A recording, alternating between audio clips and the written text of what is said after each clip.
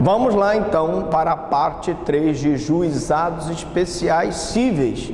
Tudo que você queria saber sobre juizado especial cível e nunca teve coragem de perguntar.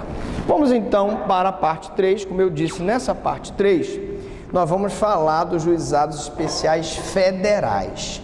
E eu chamo a atenção que aí a lei muda, né? É a lei 10.257/01. 10.257/01. Então, nessa aula aqui, nós vamos falar dos juizados especiais federais, né? Vamos colocar aqui essa cadeirinha para cá, para não atrapalhar, e vamos para a competência dos juizados especiais federais. Preste muita atenção, porque nós precisamos delimitar essa questão da competência. Então, competência do juizado especial federal. Causas da competência da Justiça Federal até o valor de 60 salários mínimos e execução de seus próprios julgados. Então, primeira questão, só é competente para o Juizado Especial Federal causas que se relacionem a bens e interesses da União. Ponto. Não se relacionou a bens e interesses da União, não é do Juizado Especial Federal. Segundo, limite da competência do Juizado Especial Federal, 60 salários mínimos. Professor, se excedeu os 60 salários mínimos, aí vai ser ajuizada na Justiça Federal Comum. Vai ajuizar a causa na Justiça Federal. No foro onde estiver instalada a vara do Juizado Especial Federal, sua competência é absoluta. Então, Belém tem um Juizado Especial Federal de Belém, competência absoluta. Ele julga tudo relacionado à competência dele. Muito bem. Partes. Quem são as partes? Toda pessoa física ou jurídica com envolvimento numa demanda do juizado. Por exemplo, o segurado, pessoa que tem direito à aposentadoria, o INSS não concedeu a aposentadoria, essa aposentadoria não excede o valor de 60 salários mínimos do que ele tem para receber, e ele pode ajuizar no juizado especial? Pode, porque quem não concedeu a aposentadoria foi a União. Subdivide-se em juiz, que é quem vai julgar, o requerente, o autor, ou o requerido ou réu. Isso inclui os menores, as empresas despersonalizadas, né? E nós já vimos que no novo Código de Processo Civil a despersonalização da pessoa jurídica, ela se dá no capítulo de intervenção de terceiros, né? Desconstituição da pessoa jurídica se dá no capítulo de intervenção de terceiros. Bom, capacidade para ser parte. Quanto ao polo ativo, tranquilo, né? Não há diferença entre os juizados especiais federais ou estaduais. Qualquer um pode ajuizar uma ação, tanto no juizado estadual quanto no federal, e aí não há nenhuma, vamos dizer assim, diferença, né? Mas, no polo passivo, somente a União. Então, juizado especial federal, necessariamente no polo passivo terá a União, e não só a União, suas autarquias, fundações, empresas públicas que têm capacidade para ser parte do juizado especial. Professor, mas é qualquer fundação? Não. Fundação cujo patrimônio da União exceda 50% da composição. Então, se o patrimônio da fundação só tiver 40% de patrimônio de dinheiro da União, eu não incluo essa fundação no Juizado Especial Federal. Capacidade postulatória. Aí preste muita atenção. Eu disse que no juizado estadual, na aula 2, que se a causa é até 20 salários mínimos, tu pode peticionar sem advogado, não foi? Se ela é superior a 20 e até 40, tu vais ter necessariamente que ter a figura do advogado para postular.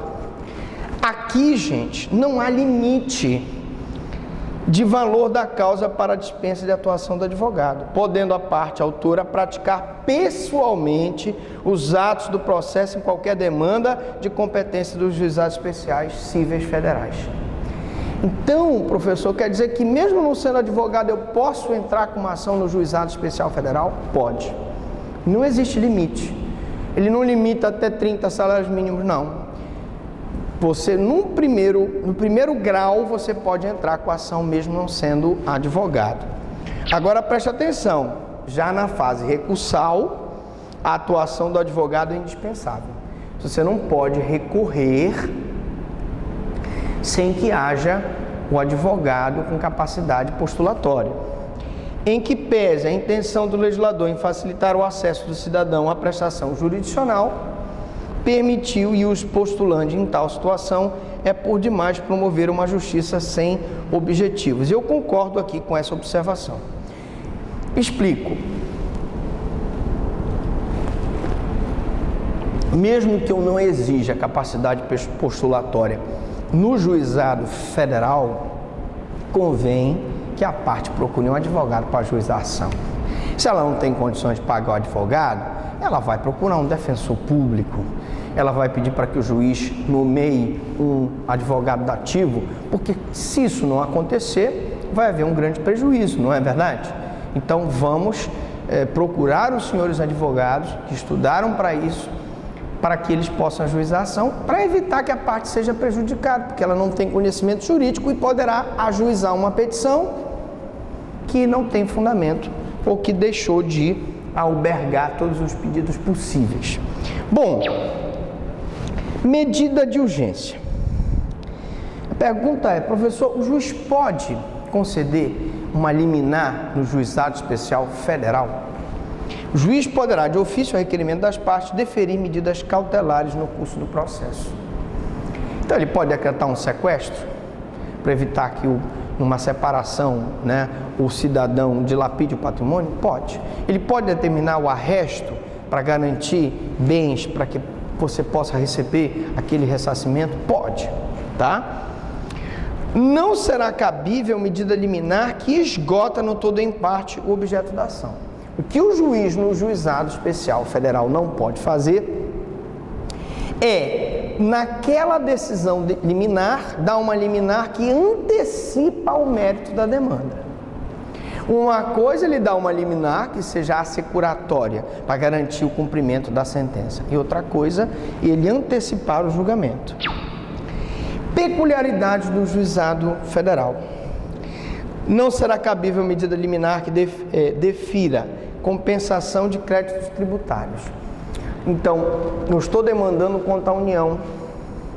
Eu posso pedir compensação de crédito tributário no juizado? Não. A União me deve, eu devo à União. Vamos compensar. Não posso. Reclassificação ou equiparação de servidores. Servidor entra com uma causa inferior a 60 salários mínimos para tentar uma equiparação salarial. No juizado especial federal não pode. Concessão de aumento ou extensão de vantagens. Também não posso discutir vantagens em relação a esses servidores no juizado especial federal. Atos processuais. Não há prazo privilegiado para os entes públicos federais. Lembra que quando nós falamos na aula de atos processuais, nós dissemos que para a União e para o Ministério Público existe o prazo de contestação em quádruplo e o prazo de recurso em dobro, né?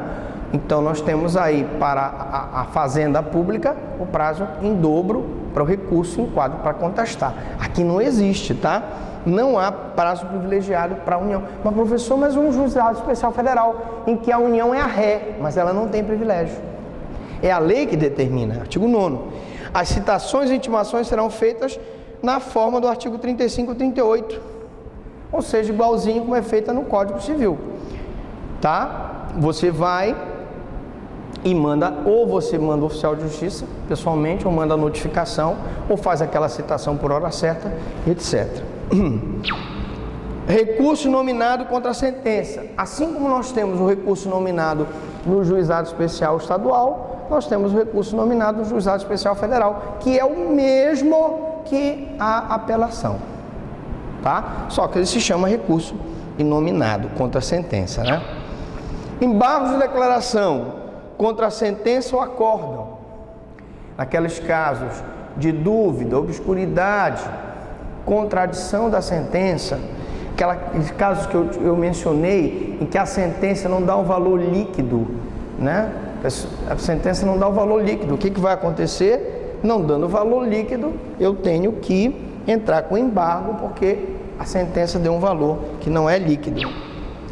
Agrava o recurso nominado contra a decisão referente à medida de urgência. Se eu tiver uma decisão liminar que antecipar o mérito da demanda, eu posso me utilizar do agravo instrumento, que combate, é um recurso que combate decisões interlocutórias, para evitar que o juiz antecipe o mérito, já que nós já vimos que não pode antecipar. Pedido de uniformização de interpretação de lei material federal. Esse é mais. Esse é um plus que nós temos no juizado especial. Como é um juizado federal, cuja parte ré é a União, cabe esse pedido de uniformização de interpretação de lei material. Por quê? Porque eu posso ter o juizado aqui do Norte, que pensa de uma forma, o juizado do Sudeste que pensa de outra, o juizado do Nordeste que pensa de outra, e fica aquele samba do crioulo doido. Então eu vou uniformizar para que aquela decisão seja uniforme em todo o território nacional, já que a ré é a União e a principal interessada nessa uniformização. Outros meios de impugnação: ação anulatória, que é a querela nullitate. Eu já expliquei.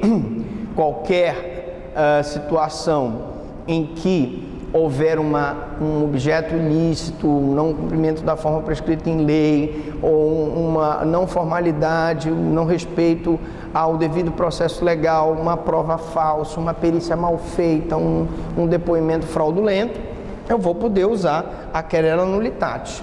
O mandado de segurança também eu posso usar no juizado especial federal, porque toda vez que houver violação do direito líquido e certo da pessoa, e especialmente no caso da ré, entre público federal, é possível o manejo da suspensão da segurança. Esse manejo da suspensão da segurança pode ser feito pelo próprio mandado de segurança, através de uma liminar, por uma cautelar inominada para a suspensão da medida liminar, normalmente, ou através de agravo de instrumento. São as três maneiras que eu tenho de suspender a segurança. Reexame necessário.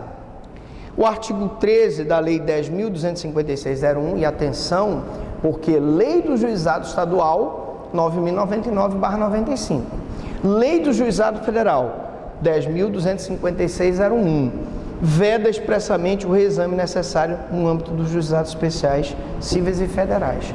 Lembra que nós tínhamos o reexame necessário lá no Código de Processo Civil? Beleza.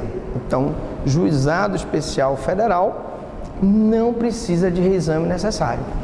Ou seja, o juiz federal do juizado federal que der a sentença, ele não precisa mandar que a turma recursal reexamine a sua própria decisão, aos moldes do que é feito em outras situações em que a União, quando ela é ré, eu tenho que ter esse reexame necessário. Bom,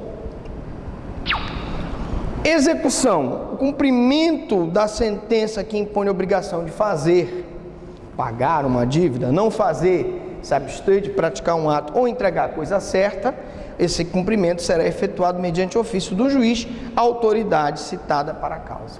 Então, é lá no próprio juizado especial federal que eu vou determinar o cumprimento através de um simples comparecimento na secretaria. Olha, por favor, certifique aí que transitou em julgado, eu quero que seja executada essa sentença a meu favor.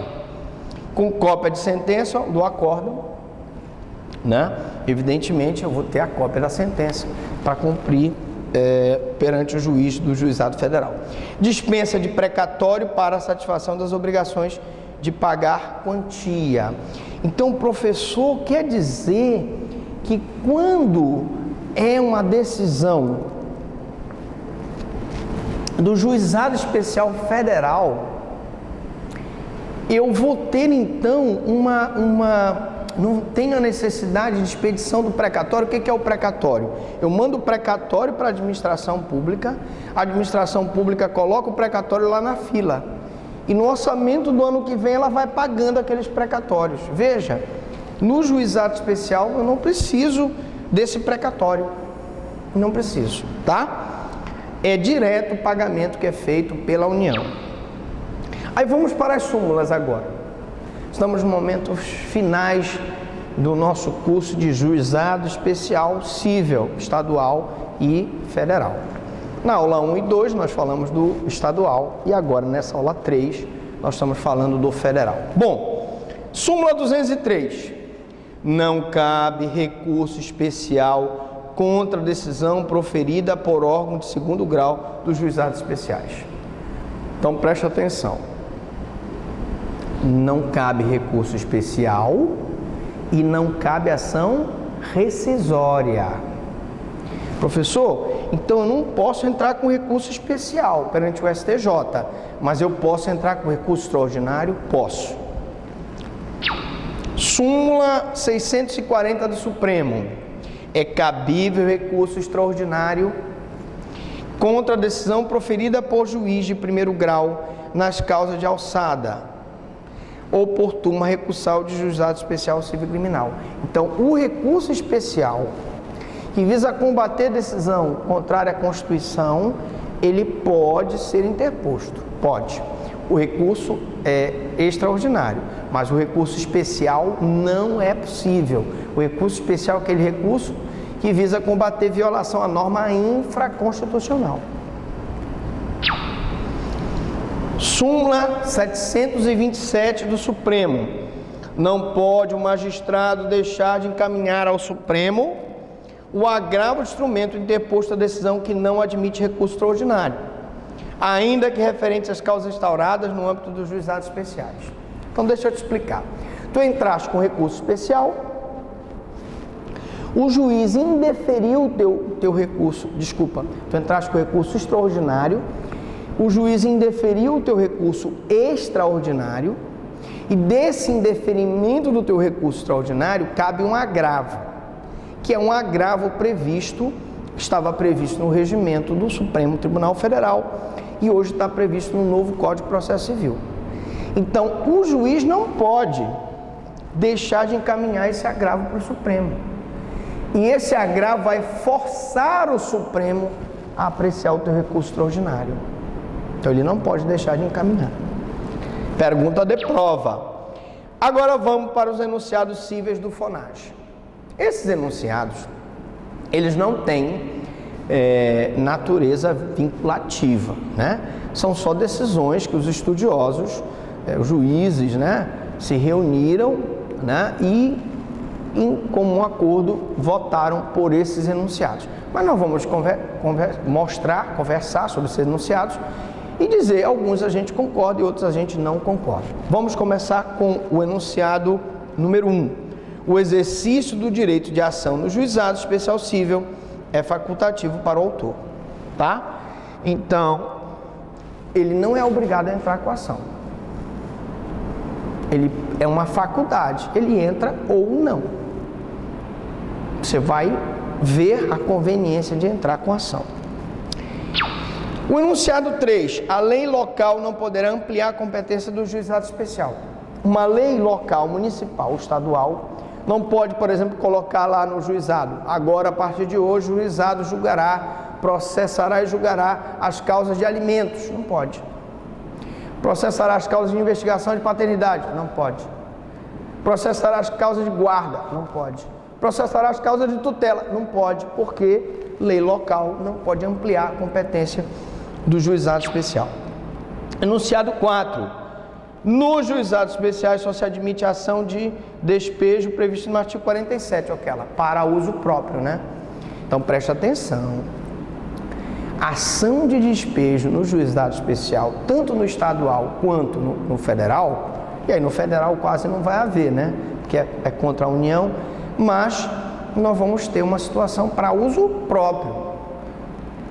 Eu posso até ter uma situação em que eu aluguei um imóvel para a União, e agora eu quero o imóvel de volta para uso próprio. Não posso? Posso.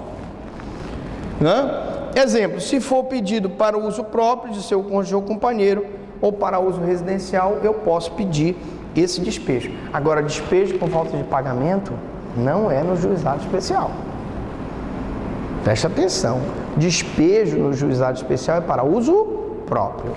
Bom, enunciado 5. A correspondência ou contrafé recebida no endereço da parte é eficaz para efeito de citação, desde que identificado o seu recebedor. Então eu levei lá, entreguei. Olha, fulano, está aqui. Ah, mas o fulano não está. Quem é a senhora? Ah, eu sou a dona Mundica. A senhora é o que para o rapaz lá? Eu sou mãe dele. Então assine aqui, dona Mundica. Então preste atenção, a citação, ela aqui não foi pessoal, né? Ela foi recebida no endereço da parte e ela é considerada eficaz para efeito de citação, desde que identificado o seu recebedor. Professor, mas espera aí, o senhor não disse que a citação tem que ser pessoal? Mas aqui no juizado especial vigora o princípio da informalidade ou instrumentalidade das formas, em que o ato processual, mesmo praticado de outra forma, se ele atingir o objetivo, ele é válido. Beleza? Então, pronto. Enunciado 6. Não é necessária a presença do juiz togado ou leigo na sessão de conciliação, nem a do juiz togado na audiência de instrução e julgamento conduzida por juiz leigo. Este enunciado eu não concordo. E vou explicar por quê. Olha o que ele está dizendo aí. Essa primeira parte eu até concordo, tá? Não é necessária a presença do juiz togado ou leigo na sessão de conciliação. Então, naquela primeira audiência que eu falei que o juiz marca a conciliação pode ser feita pelo conciliador, que não é o juiz. Até aí eu concordo, tá bom? Agora, me desculpe aí o pessoal do Fonage, mas dizer que não é necessária a presença do juiz togado na audiência de instrução, aí eu discordo. Porque aí eu estou violando, na minha ótica, como professor de processo, o princípio da oficialidade. Ora, se aquela pessoa passou no concurso público de provas e títulos para ser juiz, essa audiência só pode ser presidida por ele.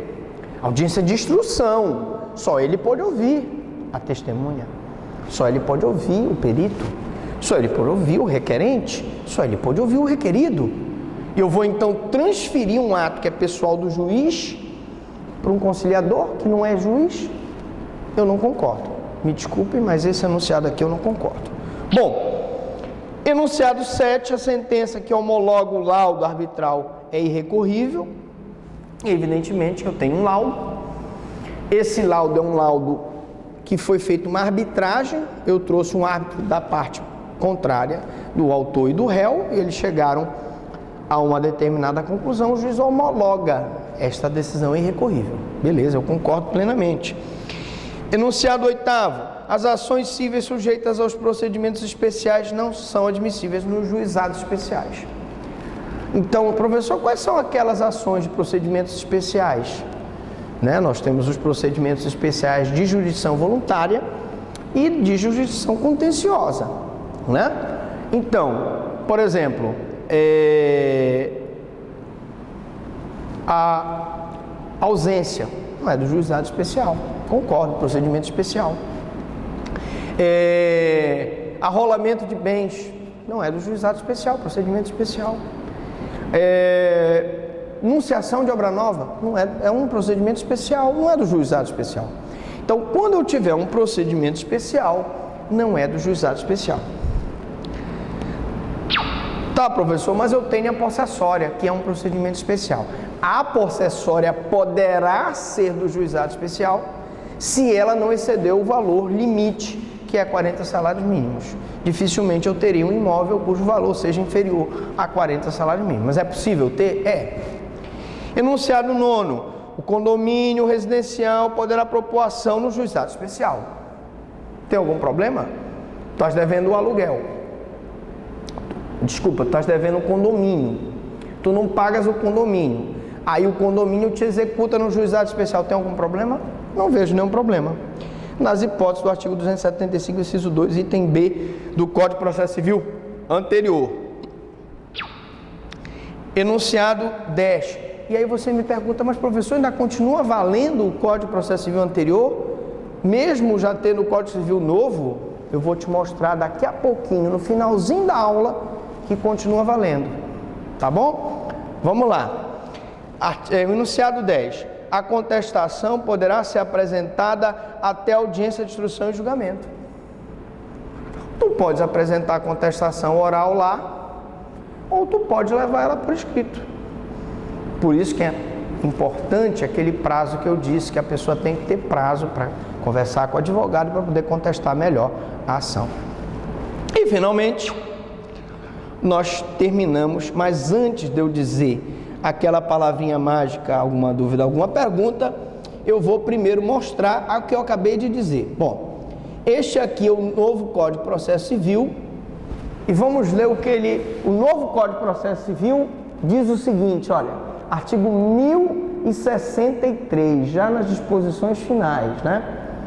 Até a edição de lei específica, os juizados especiais cíveis previstos na Lei 9.099, de 26 de setembro de 95, continuam competentes para o processamento e julgamento das causas previstas no artigo 275, inciso 2, da Lei 5.869, de 11 de janeiro de 73. O que é essa lei aqui?